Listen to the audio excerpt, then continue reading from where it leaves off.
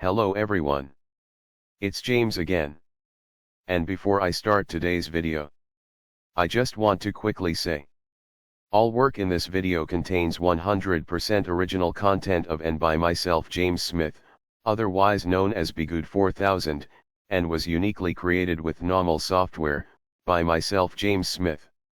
As I purchased commercial rights from NAWMAL to produce my unique and original video with this software.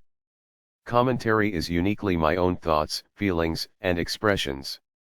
Now that I have that out of the way, I do hope your day is going way better than fantastic.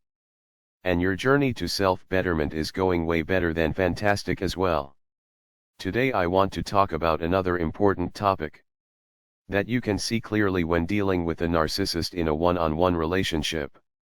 But you can clearly see in our society currently right now today.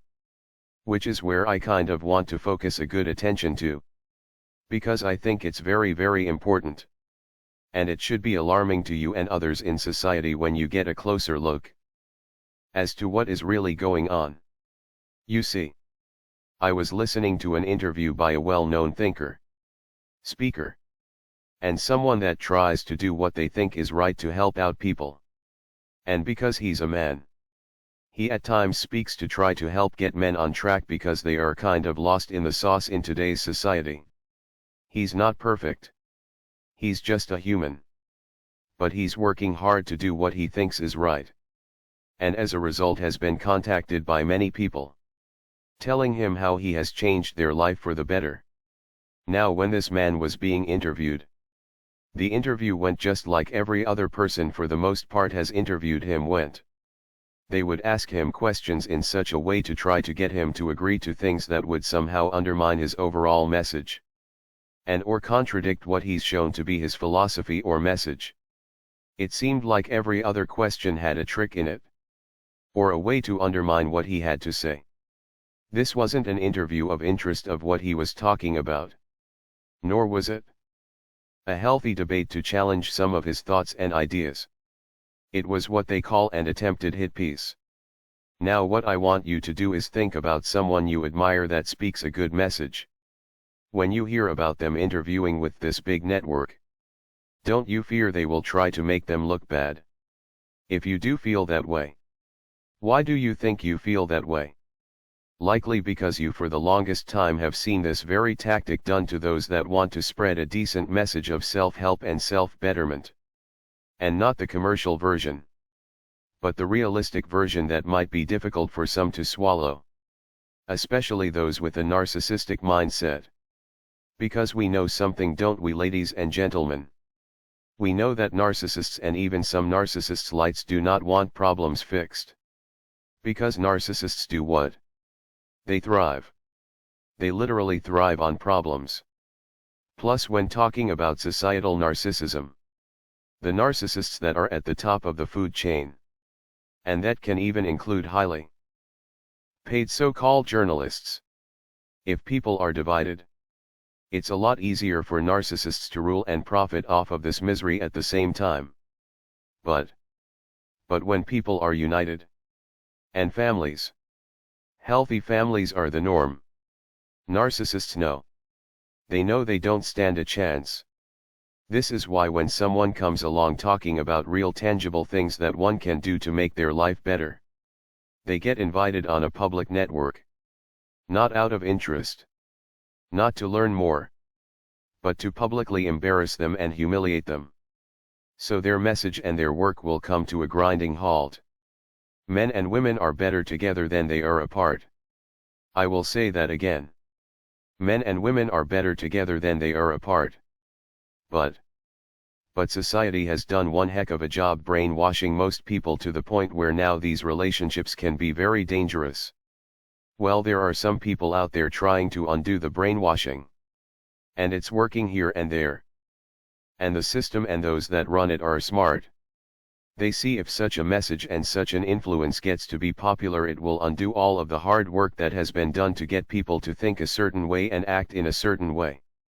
A certain way that hands over power and authority to narcissists and other toxic people. By undoing this brainwashing, it will likely have an end result of removing power and authority from narcissist and other toxic people.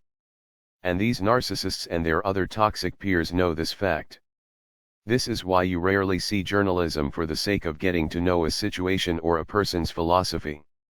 Most of what you see are hit pieces. Ways to change or control the narrative. The family structure is hanging on a thread.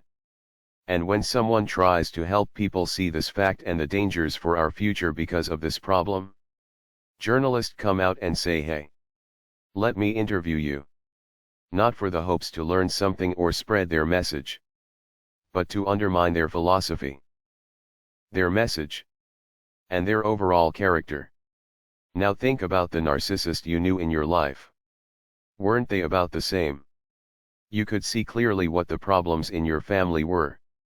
But the narcissists in your family made darn sure you weren't able to make good use of these thoughts and feelings that you had that could make things better within your family.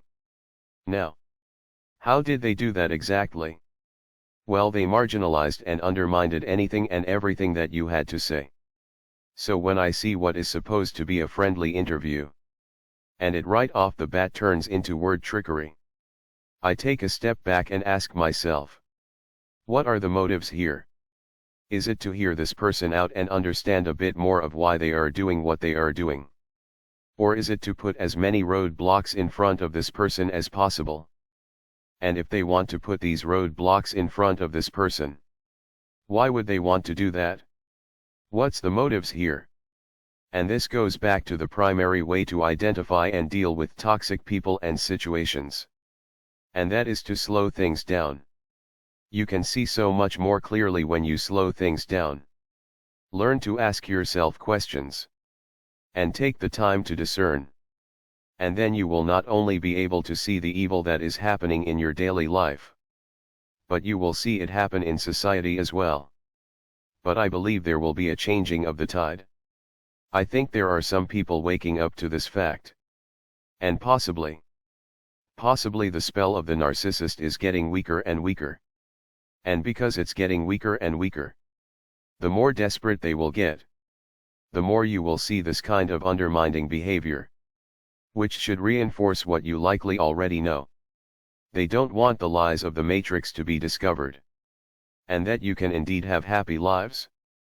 You see, though we live in some difficult times, the possibility of love and happiness is out there. Because God is with you. God is indeed with you.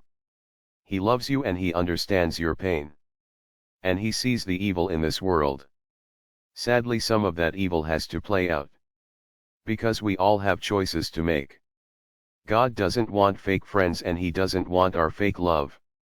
It's not just people that want real love and real friendship. But God does as well.